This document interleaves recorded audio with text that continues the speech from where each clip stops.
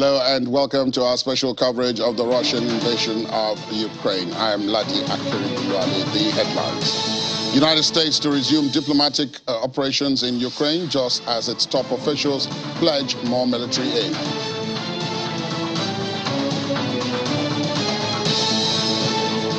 There's an outbreak of fire in Bryansk in Russia, where the country says it's at an oil depot.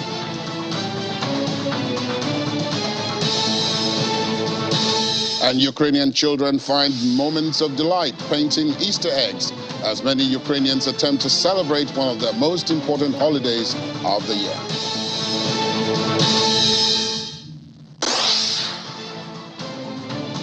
We begin with news that the United States has announced new military aid for Ukraine and promised that its diplomats will return to Lviv in the coming week as its top diplomat and defense chief completed a secretive trip to the Ukrainian capital. Antony Blinken and Lloyd Austin told President Volodymyr Zelensky and his advisors that the United States would provide more than $3 million in foreign military financing and had approved a $165 million sale of ammunition.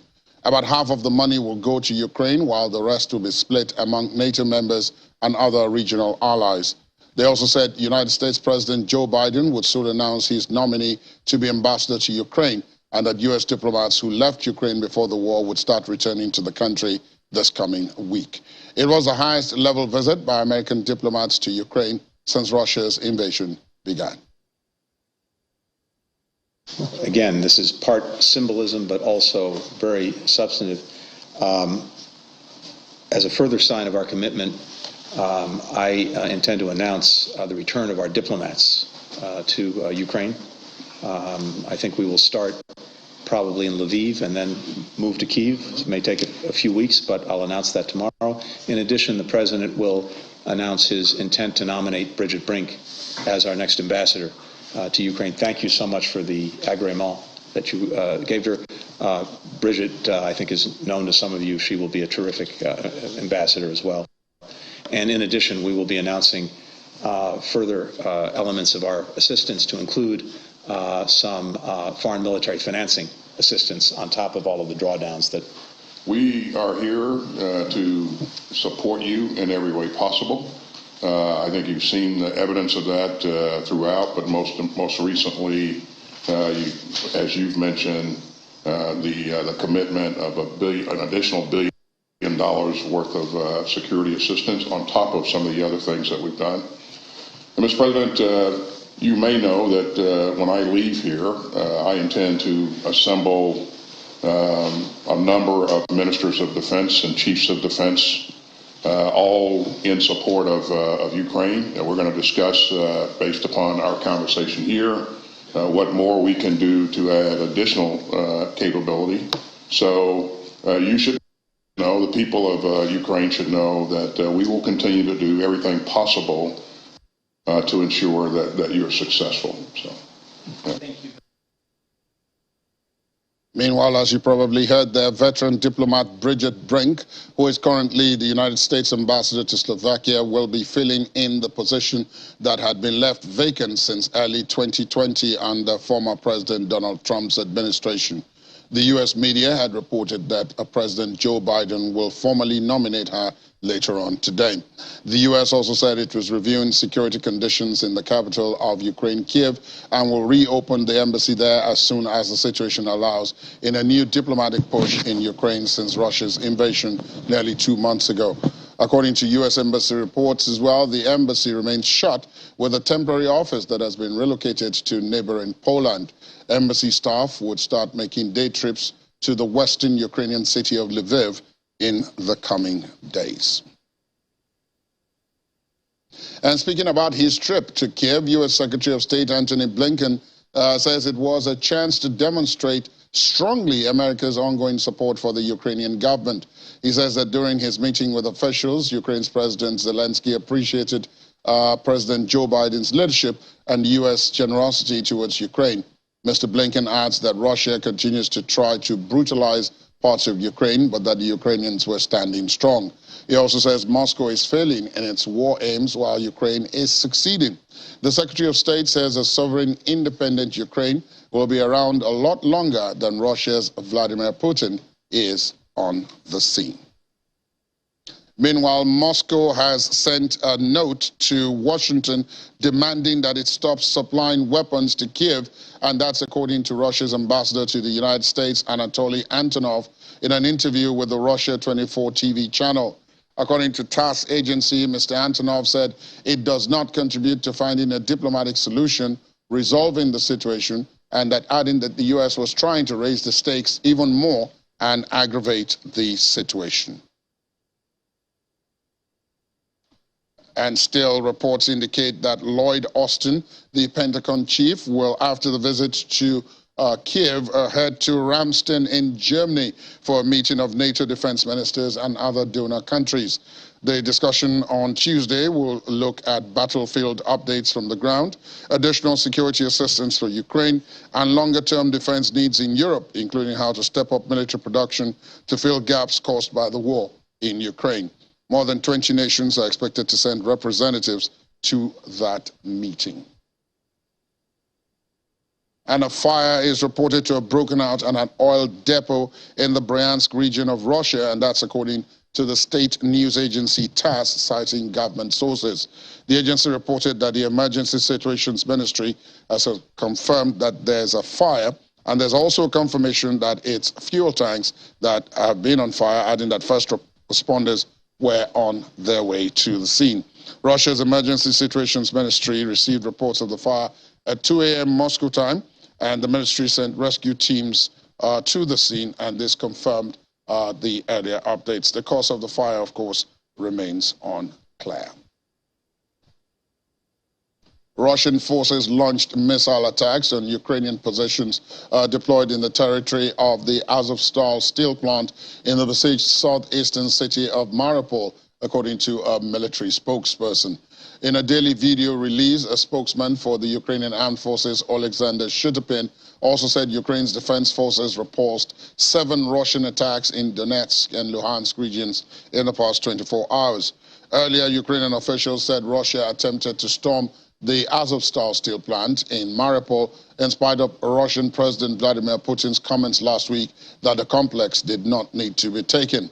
The Azovstal steel factory is the main remaining Ukrainian stronghold in Mariupol, a city that has seen sustained bombardment since the start of the Russian invasion on February the 24th. And Ukrainian President Volodymyr Zelensky says he expects the UN chief's upcoming visit to Kiev to bring stronger support for Ukraine.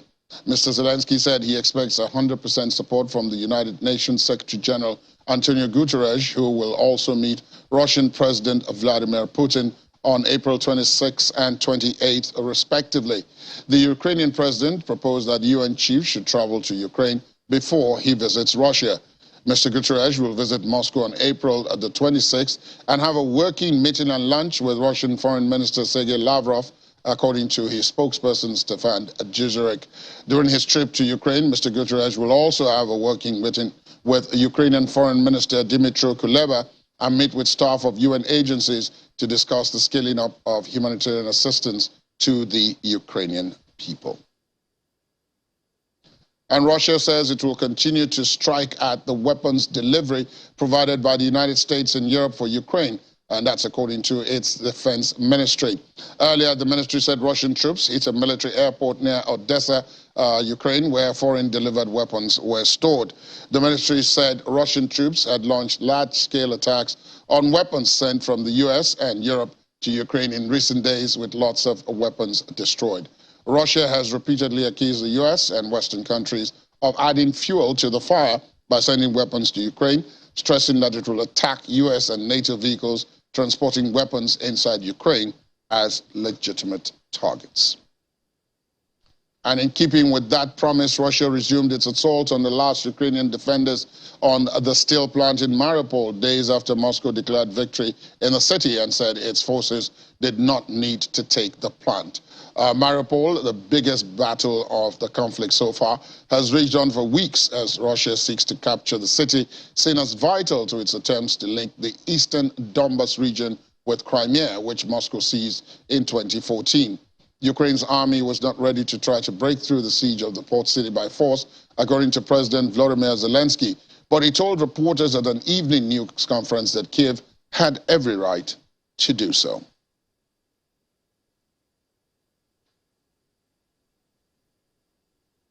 Let's talk now to Mr. Oluwaleke Atolagbe, who is an assistant counsel at the International Criminal Court. He joins us virtually from Abuja. Good morning and thank you for your time. Welcome to the program.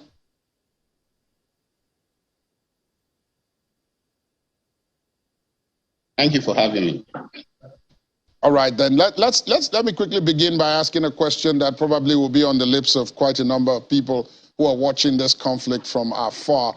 Do you believe that indeed on either side, crimes against humanity, war crimes, possibly genocide is going on?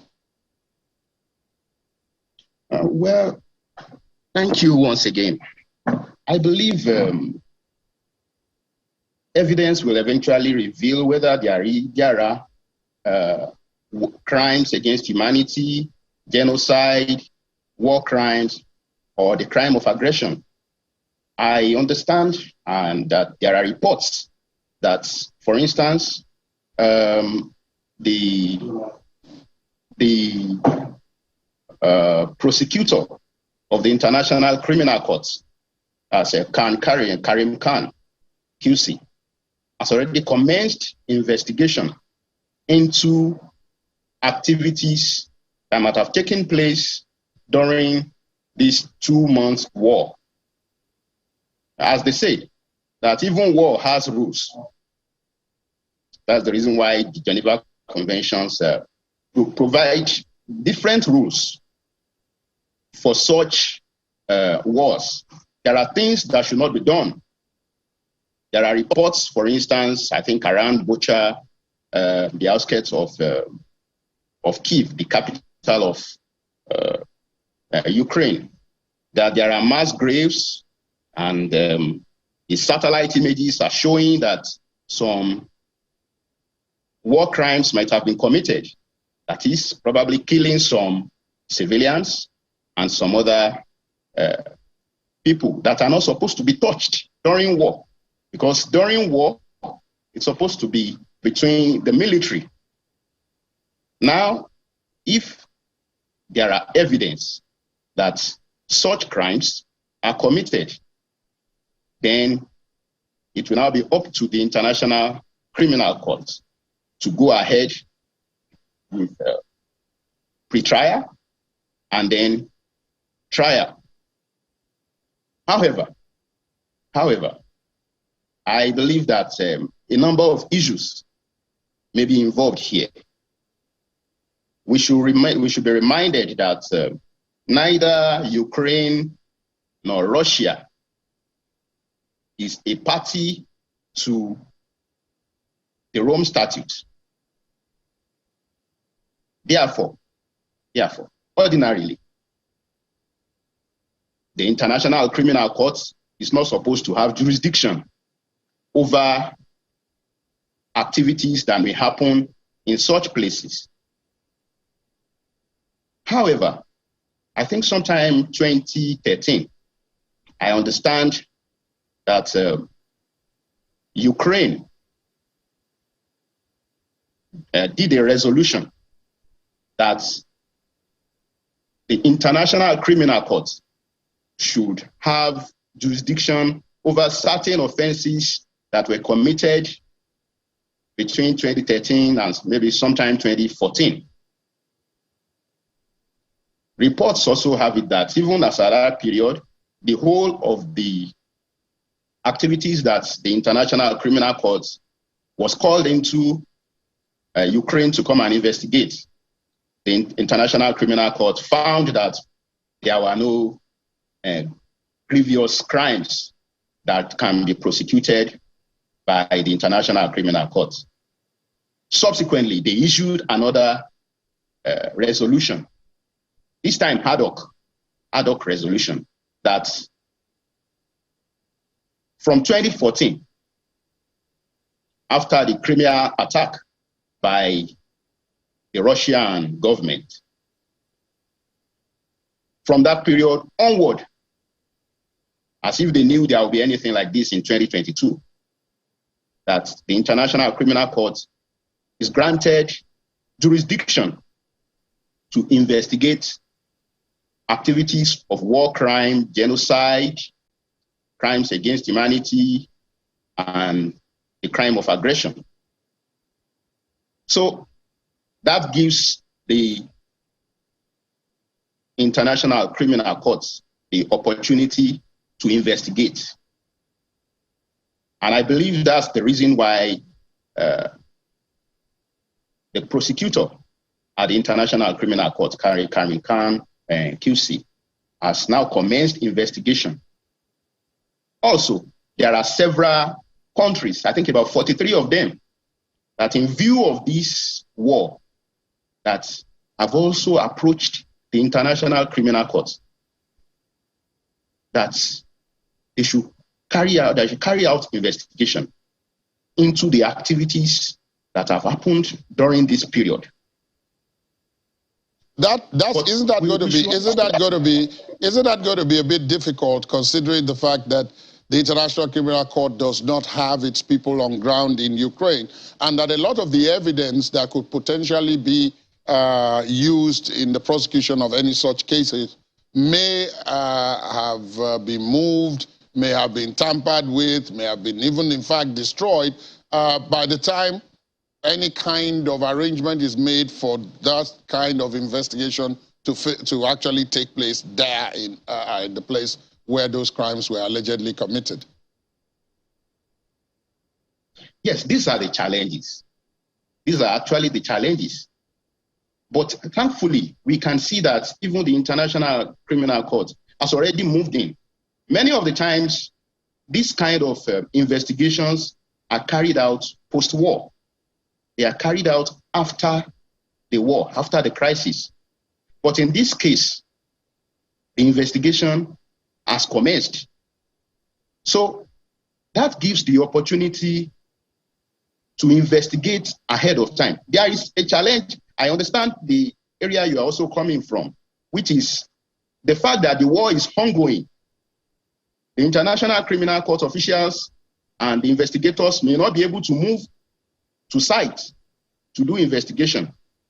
But no matter how little, the evidence that they can garner for now, it will be the best to get those evidence and preserve them before there will now be proper trial. I understand that the fact that there is the war is still ongoing, it will make it difficult for investigators to do their work. But there are some of this evidence, as you mentioned, that can be destroyed. Therefore, it will be better that the investigation should continue. That the investigation should continue, no matter how little, no matter how minimal they are able to work. They should go ahead, carry out the investigation, and then subsequently, if there is now opportunity after the war, which all of us pray that it will end very soon. After the war, then more serious investigation, more detailed and more in-depth investigation. So that's my view on that.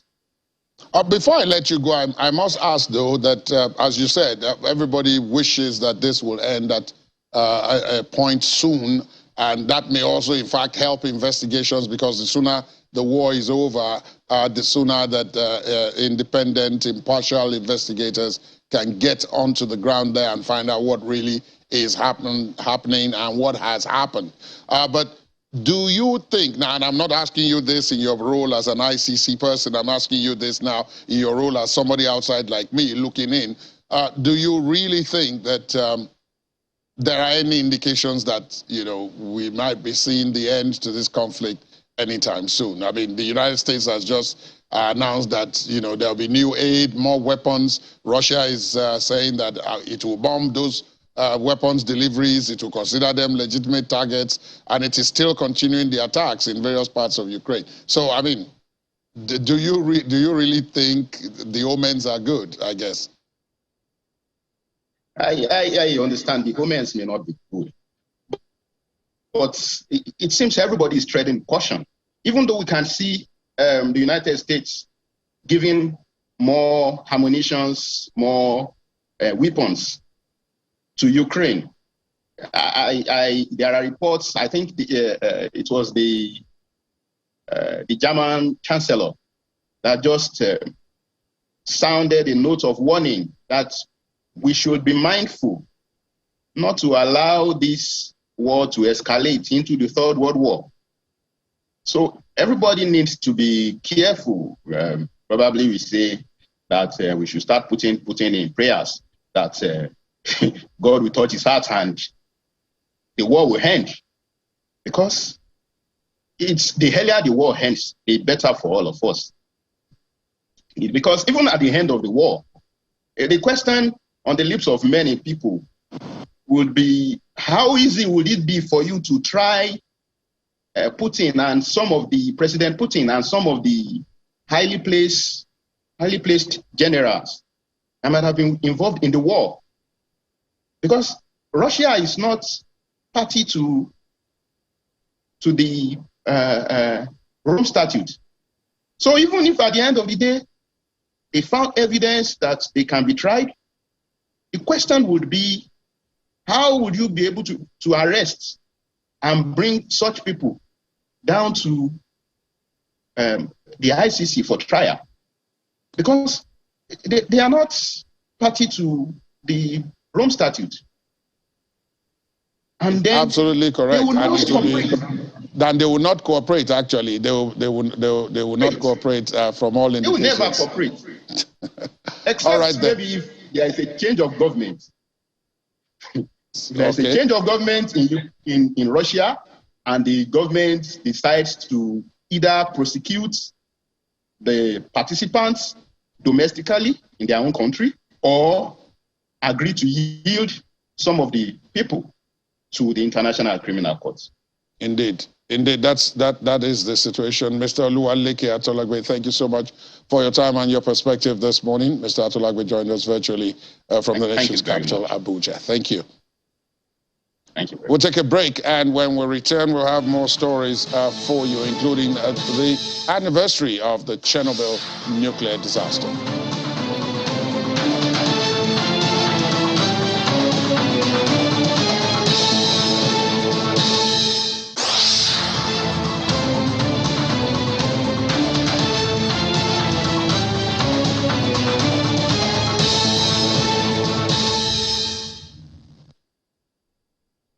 Thanks for staying tuned. Welcome back. Tuesday, that's tomorrow, April the 26th, will mark 36 years since Chernobyl, the world's worst nuclear disaster, which brought death, misery, and radioactive contamination to a swathe of Eastern Europe. People in affected areas in Ukraine, Belarus, and Russia can still come into contact with dangerously high levels of radiation from the 1986 explosion at that nuclear plant. Following weeks of fighting across the country, that is Ukraine now, the power plant, officially known as Chernobyl in Ukraine, swapped hands back to the Ukrainians at the start of April after Russian soldiers pulled out from their attempt to take the capital, Kiev. The disaster in the then Soviet Ukraine sent clouds of nuclear material across much of Europe after a botched safety test in the fourth reactor of the atomic plant. The nuclear plant and Pripyat, the abandoned town that neighbors it, had become a major tourist destination before the war. And a British businessman who was once the biggest foreign money manager in Russia has criticized Germany over its continued reliance on Russian gas in spite of the ongoing conflict in Ukraine. Mr. Bill Browder, who made millions in Russian markets after the fall of the Soviet Union, said Germany would have to, quote, tighten its belt and experience some economic pain. Mr. Browder said Berlin was effectively helping to finance Russian weapons that are currently being used in Ukraine. The European Union collectively gets around 40% of its gas from Russia, with some nations vastly more dependent than others. Since Moscow's February 24th invasion of Ukraine, the bloc has spent more than 38 billion euros on Russian fossil fuel imports in the face of calls to drastically reduce or end the supply. At this point, in my opinion, is that we want to starve Putin of all the financial resources that he has to wage this war. If we can cut off his money in every different way, including by sanctioning the oligarchs and sanctioning the Russian government, etc., then perhaps in the future he's not going to have the money to do what he's been doing and plans to do. Every day, Europe, Germany, France, Italy, Austria, various other places who are totally dependent on Russian gas send Vladimir Putin $1 billion every day. And so, just to put it in really simple terms, this war costs Vladimir Putin $1 billion a day, and every day he gets $1 billion from Europe. And so that's kind of a wash. And so if we really do want to stop this war, and we want to stop it from spreading, which is, I think, the biggest concern we should all have, then we have to stop giving him the money.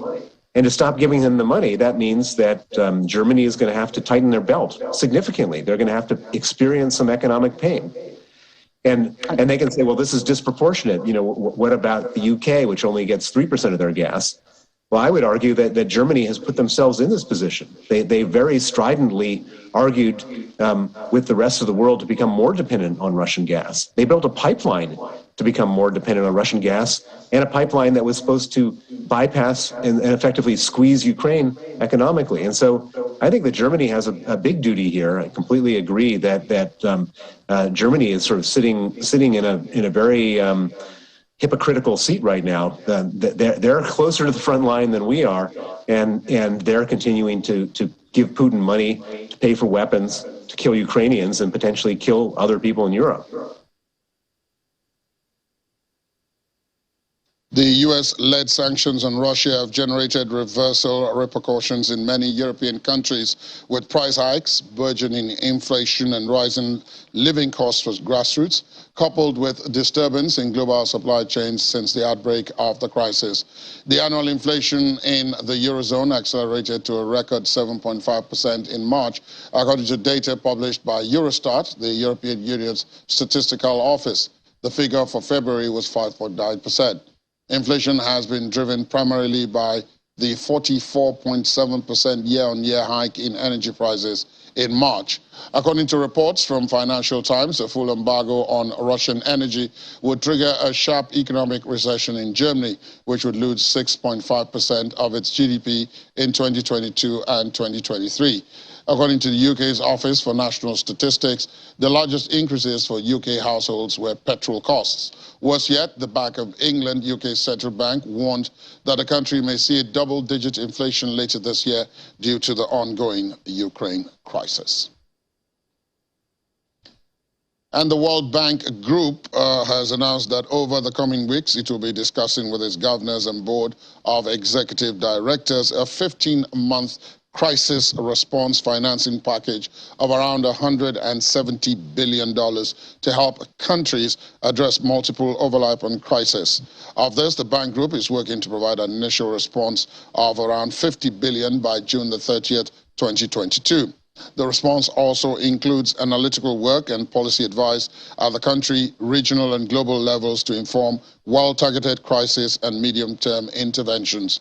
The World Bank Group has presented to its governors and board of executive directors a crisis roadmap which will outline the initial fast-track response and possible next steps.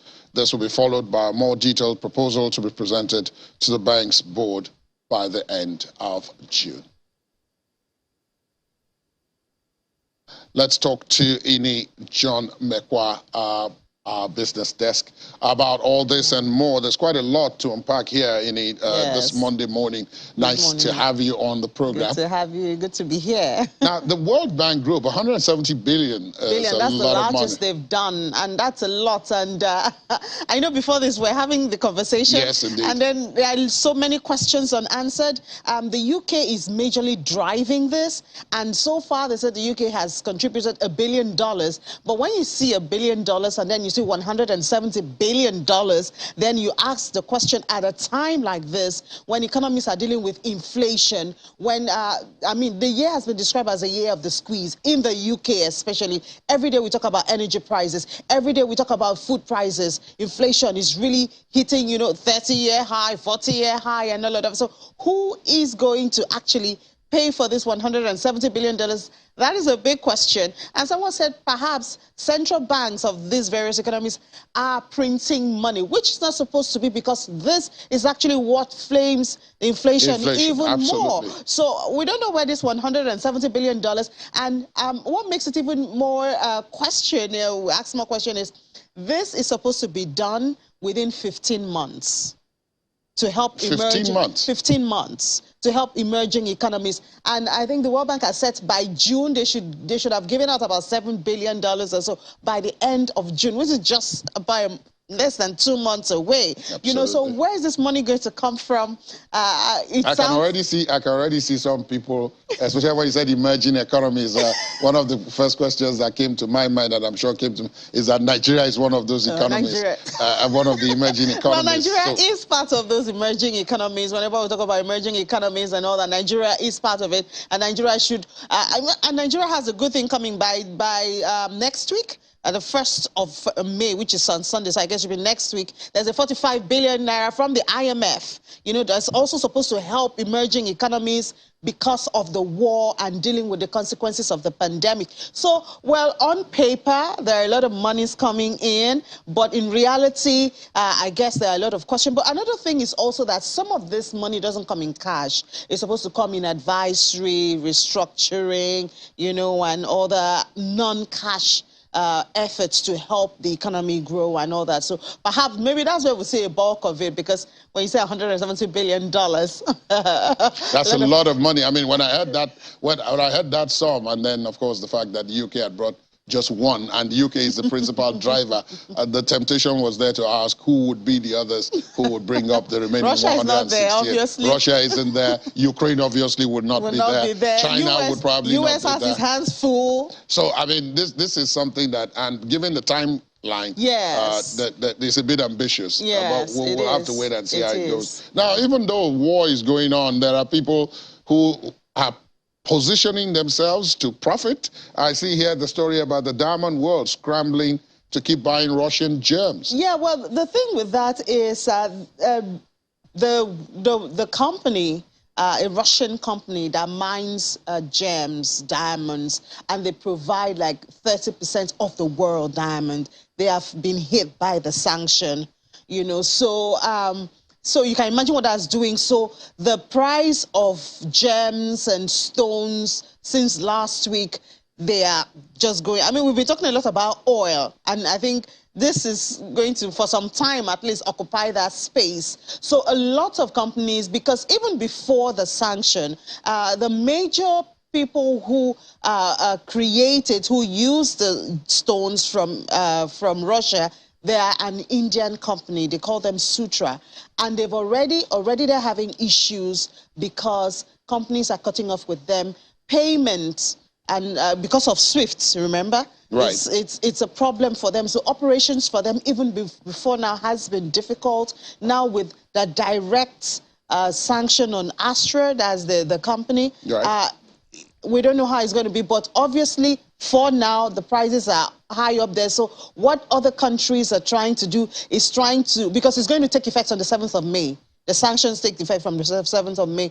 They're saying, okay, for the clients and other companies you have from now to the 7th of May. So a lot of people are trying to grab get as much as before they can before the sanctions. But that's likely to have effect on the price, right? it already has the effect. In fact, you know the way the markets are. When there's even a notion that something is going to happen, then markets react. So this one has been known for about, the announcement maybe 2 days now. So already prices are high up there and everybody is scrambling to just get what they can before the 7th of May when the sanction will take effect. Not everybody has abandoned Russia, or at least that's from the story I'm seeing here. Russia and Japan have a fishing agreement. Yeah, well, they have a fishing agreement because they don't have a choice. Okay. So Japan, Who now? You're talking about Japan, I guess. Yes, Japan. Okay. Yes, because they have also sanctioned some of Russia's corporates, you know. Right. So they are not happy. Which is why this is a bit of a surprise. Yes, well, actually, this agreement about fishing is what they do every year. And they're supposed to, it expires on the 10th of April. So by the 10th of April, they're supposed to have renewed this fishing agreement. So they have water, like territorial water. They fish on one part, some kind of fish. And then Russia also has, you know, some other agreement with them. And then they pay Russia. They pay, I think, about a lot of money. So that's another way Russia is making money. So because of the war and the sanctions they have put on some Russian company, it was difficult for them to come to an agreement. The agreement needed to be renegotiated. Yes, it needed to be renegotiated. And it's even coming in late because it was to have taken effect since the 10th of April. Now it's going to be agreed today. The new agreement is supposed to come today. But interestingly, I guess because of necessity, they've had to come down and discuss, and they still have the agreement. They're going to fish about 205,000 tons of fish from there within the year until next year about this time. Now, their quarrel between Japan and Russia goes even further than this. There are 4 islands they have conflict over, territorial conflict. You know, there are 4 islands, and they are saying that Russia, because I think there's Russia presence there, you know, Russia, they have their army there and all that. So they are saying they are occupying it illegally. Actually, it's been a source of conflict for about 2 centuries or decades. You know, they've been fighting over 4 islands, that's Japan and Russia. And so that has created a conflict. But unfortunately for both countries, they need each other. Russia needs that money. They need the fish because a lot of Japanese fishermen make their living from there. And of course, the protein that is needed in the country. So in spite of everything, they still have to come back and agree, you know, to work together. Now, Russia, I mean, the fish agreement is just one example of how Russia is trying to maneuver its way and get diversified sources of income. Yeah. There are other strategies that it's using. There are other strategies, I tell you. You know, okay, first of all, with the exit of corporates and, you know, ban and sanctions, according to Russia's data, about 200,000 jobs are at risk. So they have to find a way to accommodate those 200,000 people who, of course, have dependents and all of that, you know, or else it's going to cause chaos. So what Russia has done is to create some jobs in the public sector, you know, maybe dealing with files, with documents. Back here in Nigeria, remember we have the public works who do the roads. That's right. You know, jobs like that. You have the last man, you know, things like that. So Russia is creating jobs to accommodate some, at least, some of these people who have been caught in the crossfire between Russia and other countries. Indeed. And everything like that. And they have a car, they call it Lada. That's a Russian car. They used to be here. I saw some that were in Nigeria, yes. actually. But, you know, a lot of parts from that car is imported from the Western world. So what Russia has done is that they have remodeled it. They said they're going to start, I think they're going to start production later on next month. They have remodeled it so that they only need components from Russia. So that way, they can, you know, they can continue using that without having any resort to anybody. Exactly, yes. And then also, remember we talked about the social media, their IT, ICT. Yes. So they have the alternative for Instagram now. It's been there, but a lot of people seem not to embrace it. So what those guys are doing now is that they went on their platform, they advertise. So if you want to start your business from Russia, you can advertise your business. You can start your business on that platform. You don't have to pay for it.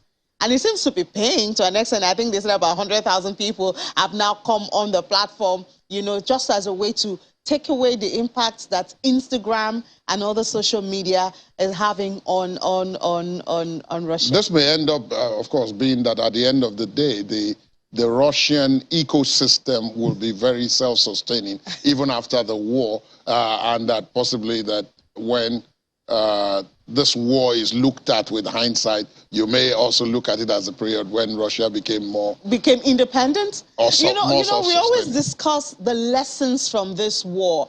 Personally, I don't think the world is going to remain the same after this. I think a lot of countries, whether they are talking now or not, are watching to see what's going on. What are the consequences of on Russia? What are the consequences of being dependent, on each other? We say it's a global world, but Russia seems to be paying the price now because they believe that it's a global world. So if Russia succeeds, if they can have agreements with countries, for instance, to do the currency swap for their oil, if they can sustain their transportation, remember they seized some airplanes, yes, and they said they want to work on it. If they can remodel this vehicle, if they can work on their ICT and sustain it, I don't know what the world would look like, but I do believe it will definitely not be the same. Yes. And then, of course, you and I have discussed here what they are doing with the ruble itself. Exactly. And Ladi was sitting in that chair on Friday and talking about the digital ruble as well. Yes, the CBDC, yes.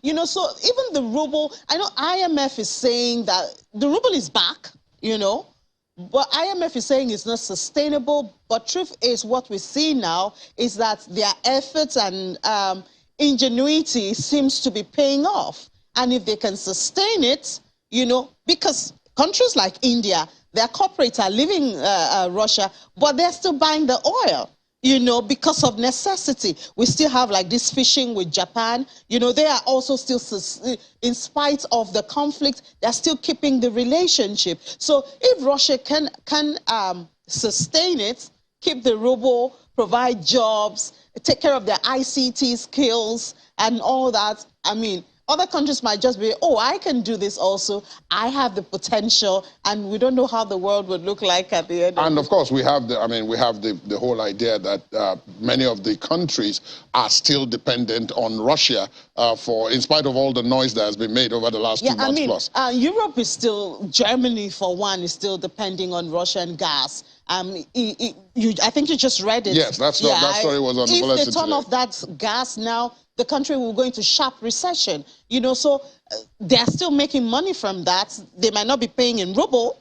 They might still be keeping to the contracts that it was, but the economy is still feeding off the European countries. In spite of the sanctions, in spite of the bad sentiments and all of that.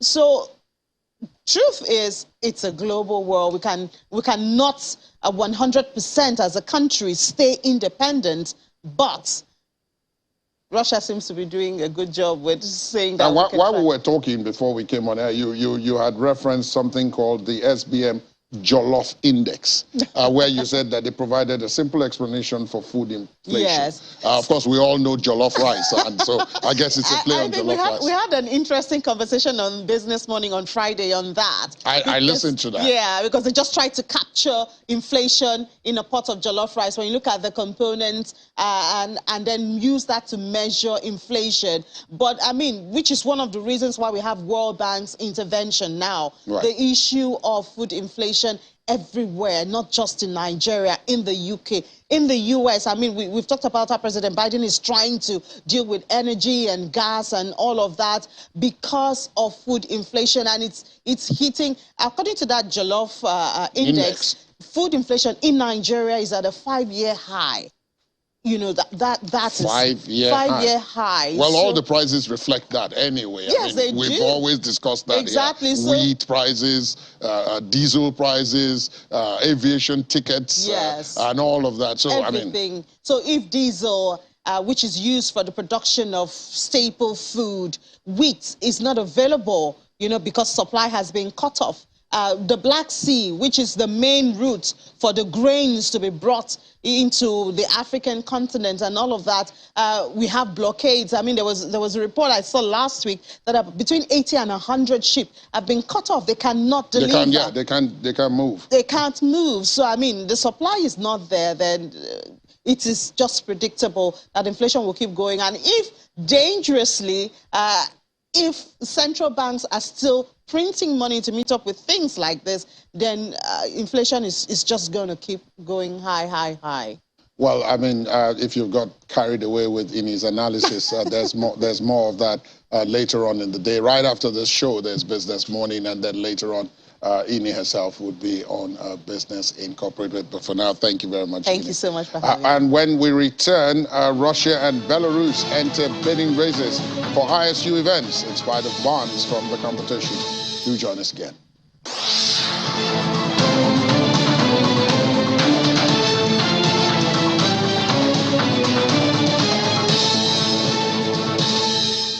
Like drops of rain, individuals and groups innovate, birthing ideas that might make the difference in the conversations and action to fight climate change and the negative impact of man's activities.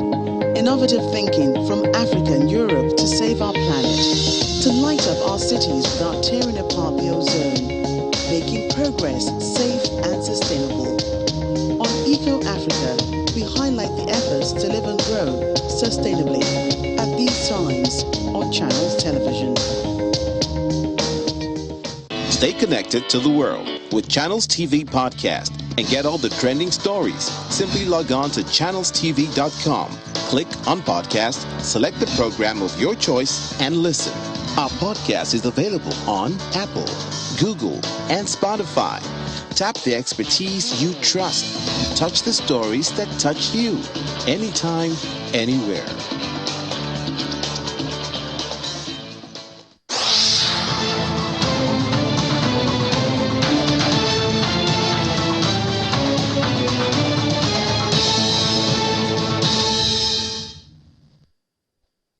Over the weekend, many Ukrainians attempted to celebrate one of their most important holidays of the year, Orthodox Easter, 2 months after the country was thrust into a devastating war.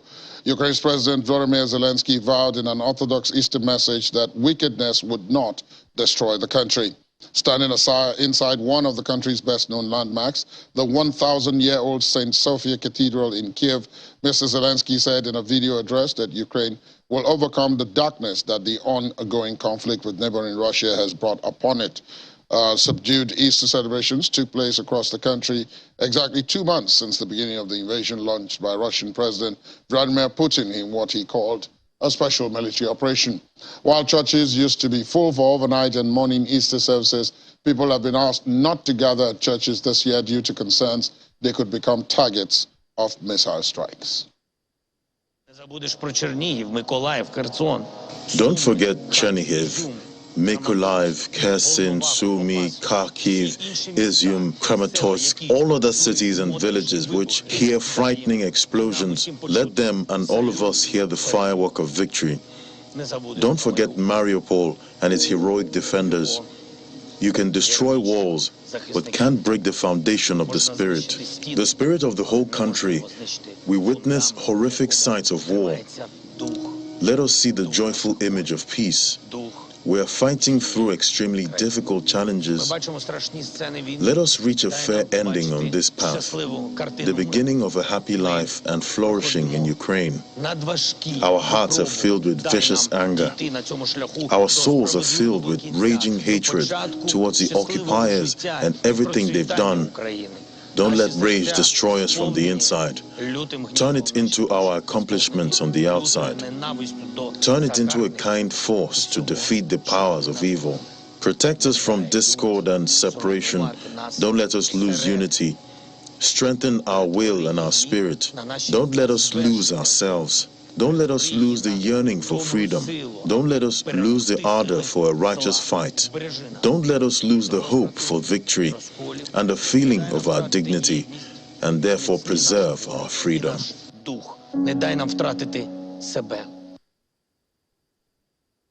donning Ukrainian flags and chanting "Send them weapons" and other slogans. Dozens of demonstrators held a candlelight vigil in Toronto's Nathan Phillips Square, that's in Canada. The vigil was hosted by the Toronto branch of the Ukrainian Canadian Congress, according to a post to its Twitter page. This year, there will be one plea above all from Christians around the world, and that is for peace in Ukraine. Candlelight vigils have been popping up in cities across the U.S. and Canada and at Ukrainian churches to show solidarity with the people of Ukraine in the wake of Russia's invasion. At all levels to support the people of Ukraine. Russia and Belarus have applied to host future major international skating union events as part of an athletics and officials from both countries currently being banned from its competitions. The ISU has revealed a list of bidders for tournaments from 2022 to 2023 to the 2026-2027 session, with Russia bidding for 4 events and Belarus 5. Belarus capital Minsk rivals Taipei City for the World Junior Figure Skating Championships scheduled for February the 26th to March the 3rd, 2024. Minsk is one of 6 bidders for the 2025 European Speed Skating Championships. The city has also applied to host the European Short Track Speed Skating Championships in January of 2025 and the World Junior Speed Skating Championships in 2025 and 2026. Russia's capital, Moscow, is one of the other 8 bidders for the 2025 World Junior Speed Skating Championships. The Japan Sports Association has cancelled 3 cultural sporting exchanges in Russia due to its government not supplying funds. According to Japanese television network NHK, around 57,600 euros was needed for this discussion, but this was not provided. As part of the projects, Russian school children were to attend judo and boxing classes in Japan. Japanese students in return were to attend judo training in Russia. Japanese students have witnessed asset freezes, which were put on Russian President Vladimir Putin and Russian oligarchs, as well as some banks. It stems from Russia's invasion of Ukraine, which started on February the 24th, aided by its ally, Belarus. And just before we go, children in Kyiv, including evacuees from other parts of the country, decorated traditional Ukrainian Easter eggs, otherwise called sanki. The eggs, decorated with beeswax and dye, are an iconic symbol of Easter in Ukraine, but this year they have taken on a more patriotic note.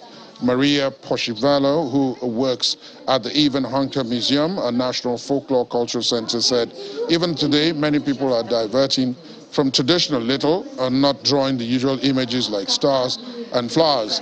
Instead, they want to draw something current, like Ukraine's trident symbol, or write slogans like "Glory to Ukraine," "Glory to the heroes," what is close to them. 9-year-old Bodana was evacuated from the northern Ukrainian region of Chernihiv, which suffered from heavy Russian military activity. Painting her egg in orange and gold, Bodana said it's the continuation of life and happiness. The decorated eggs will be carried to Kiev's Maidan Square at a memorial for the Heavenly 100, referring to the more than 100 protesters that were gunned down in that uprising that toppled then-President Viktor Yanukovych in 2014. And that's our package this morning. Thanks for being with us. I'm Ladi Akiri Duluali. There'll be an update at 5 o'clock. Do watch out for that. But in the meantime, do have yourselves a pleasant Monday and week ahead.